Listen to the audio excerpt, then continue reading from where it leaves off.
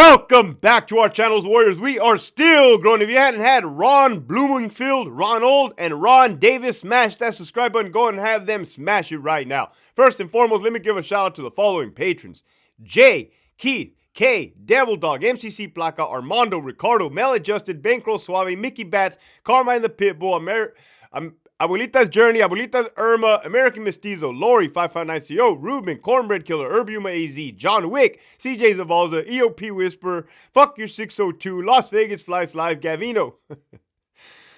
Two Rons, Don't Make a Right.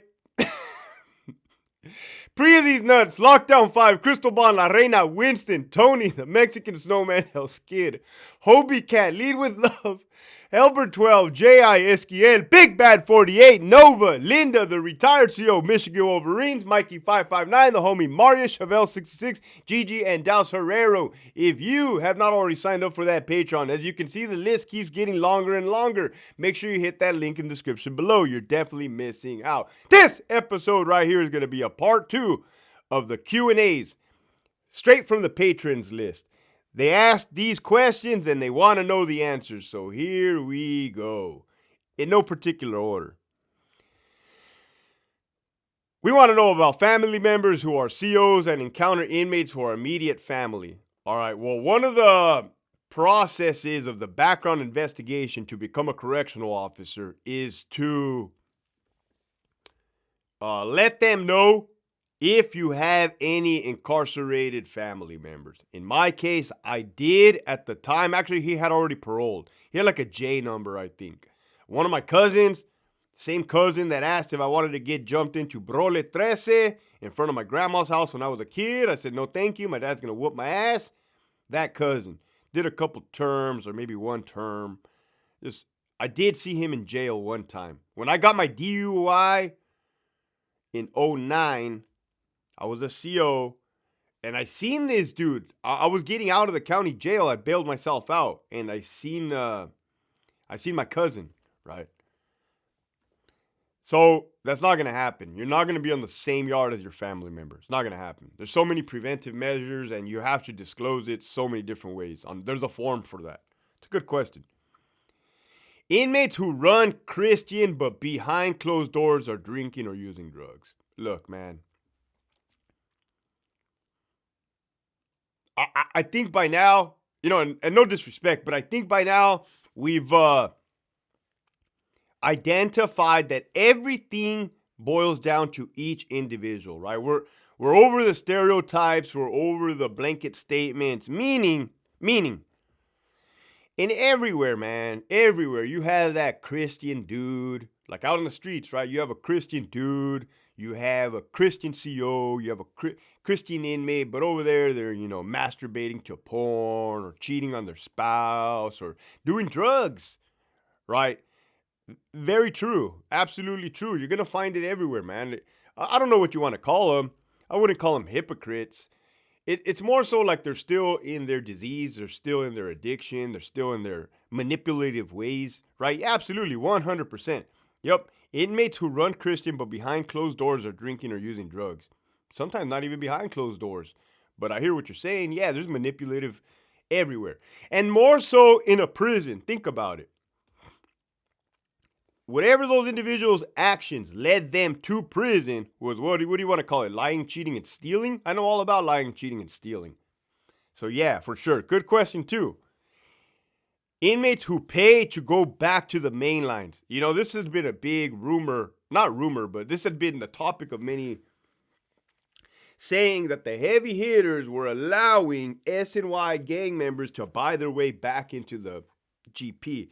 I've heard it over and over and over and over and over again. I've never personally have seen it, but I have heard of it. But I don't know. Now, what do I think about it? Man, I don't know. I could never pay. It gets, if you want to get dicey with it, it's like, all right.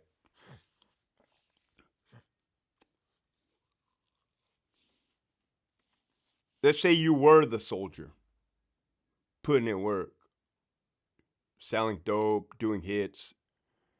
Then you get crossed up with dirty politics. And then you have to forcefully go over to the other side, SNY, protective custody, because your life is in legitimate danger. They're going to kill you. There's no ifs, and, or buts about it. But if you haven't fucking figured out that, hey, that life is not for you, you escaped once and you want to go back and play again, that's on you, right? That's not on the person trying to buy them back. They're going to do what they're going to do. They want to make money. They need another body. They need a soldier. That's on you, right? Fool me once, shame on you. Fool me twice, shame on me. Whatever fucking, what's his name? George Bush fucked that saying all up back in the day. How CEOs decompress after a hard and or traumatic time. Hard or traumatic time. I told you guys when I was a brand new sergeant at Donovan, it was like February of 2015. The white inmate that was high on meth for 5 days, he literally tied a fucking shank to his hand, man. Wove it. So when he went like this, it wasn't going nowhere.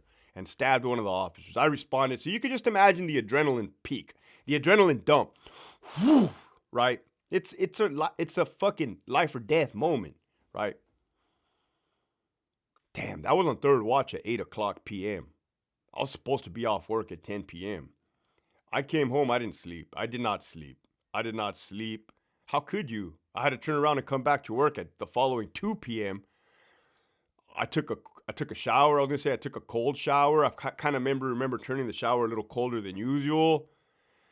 And I didn't feel weird, but I knew what was transpiring within my body because I've experienced adrenaline so many times. I'm like, oh, fuck, man. And I was kind of like surprised, like, man, you've been through worse in a way. Like, ride it, right? Ride the roller coaster. Is that healthy for you? Absolutely fucking not. That is not healthy for you, right? That's how you develop ED, erectile dysfunction. That's how you develop obesity, drug addiction, alcohol. Like anything can go wrong if your high cortisone levels. But a good way to decompress. Even my wife was like, I just said, hey, it was a crazy night. That's all I said. It got busy.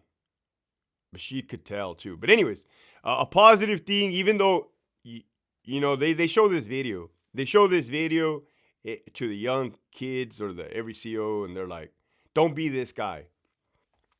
He was like a police officer. You come home from work, you're so exhausted from dealing with the bullshit, and you just fucking sit on the couch and zone out, right? Couch potato. That's not healthy, man. That used to be me. I used to have to fight my tiredness, my fatigueness, and I used to have to go force myself to go walk the dog with my family. In other words, you lose interest in stuff that you once used to love doing, right? In order to fight what you have going on internally, just try to go back to what you used to enjoy doing. For me, it took for me to leave the whole career in general. Now I'm a jokester again.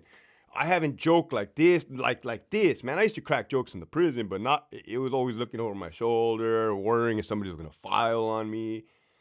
EEO, I hurt somebody's fucking feelings. Nah. Here's a good one, man. How these content creators from soft prisons talking about how Masterson, I'm assuming the guy from that 70s show, will be treated. These clowns have no ideas about Cali prisons.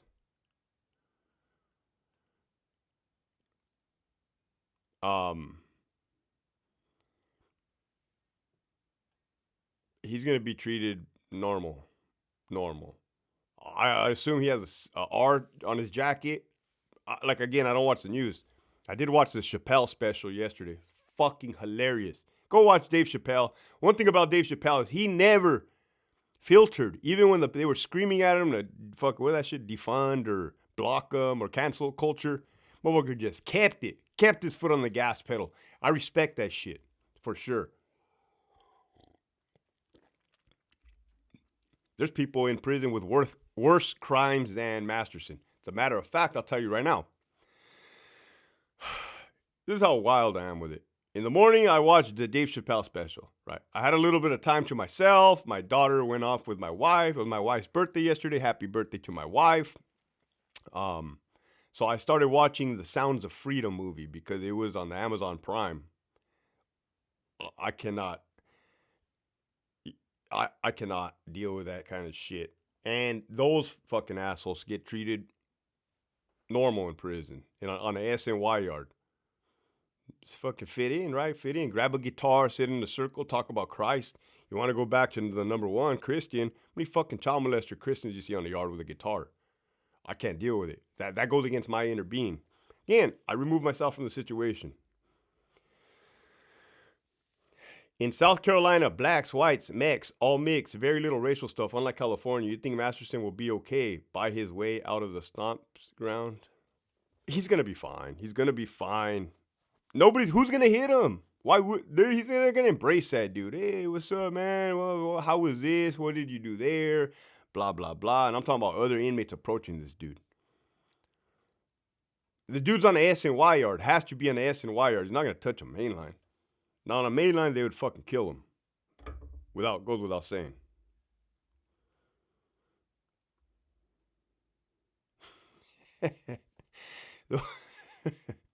How inmates can stab someone a year ago and he is your program clerk tomorrow. Facts. Yesterday, I mentioned that we had program clerks, right? The inmates that work in the program office. You have the sergeant's office, you have the lieutenant's office, you have the counselor's office. You have the captain's office in the back. You have a bathroom, staff bathroom. Those inmates that are assigned to work in there, right? Think about it. You're in there with the bigwigs, sergeant, lieutenant, captain. Sometimes the associate warden, the AW's office is in that same program office. I'll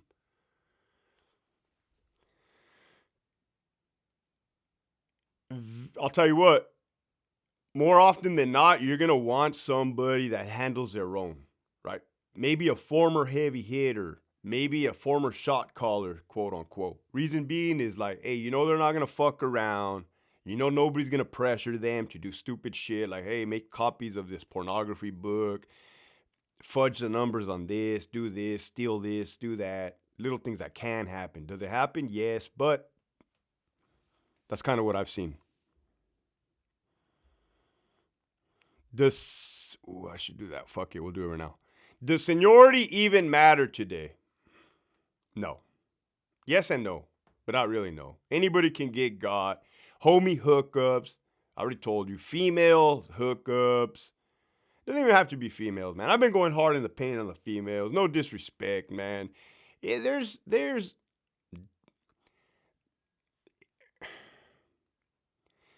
dudes that will bring food every day for the sergeant, for the lieutenant, just to get special perks. That person's going to get better perks than the dude with better seniority than him just because he's not bringing in tamales, chile rellenos, all the whole nine, man. That goes,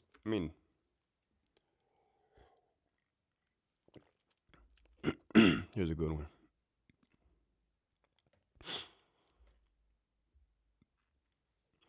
You should do one on how we become so desensitized to the things that affect us it has on our home lives. Yeah, I mentioned earlier, you're sitting on the couch, you're zoned out. Think your wife wants to deal with that? Right? Think your husband wants to deal with there's nobody there? Hello? I'm trying to talk to you, right? I'm trying to talk to you and trying to tell you my feelings. This is a spouse talking. I'm trying to engage with you. I'm trying to bond. There is no bonding, right? Because as COs, we built that defense mechanism. If we have feelings, it shows weakness.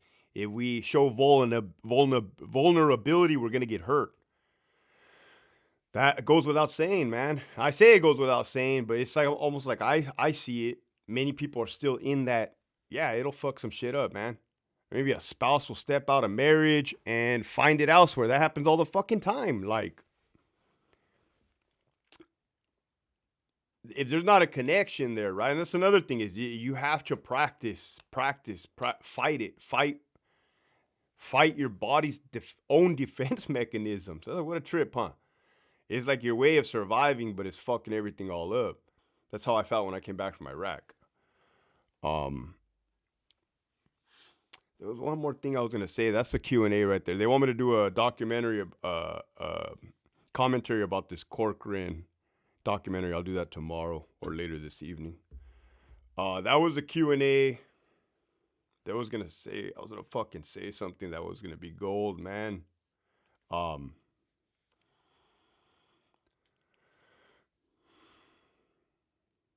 Fuck. For the life of me, I have a shitty memory to tell you the truth.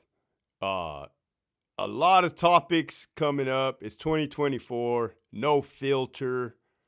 All gas. No brakes. It's gonna be a good year, man. I have so many topics. I want to thank all of you guys, all the patrons that continue to sign up, everybody buying the merch, man. Again, check the links in my bio and in the comment section. I added a bunch of shit in there. With that, you guys have a beautiful day. The message for today is self-awareness. Self-awareness. It seemed like a lot of those questions were directed to self-awareness. Like, hey, pay attention, right? Pay attention to your mind. Pay attention to your body. Pay attention to your gut feeling, and listen. Is your spouse asking you for their time? I'm guilty of it. To this day, I'm guilty of it.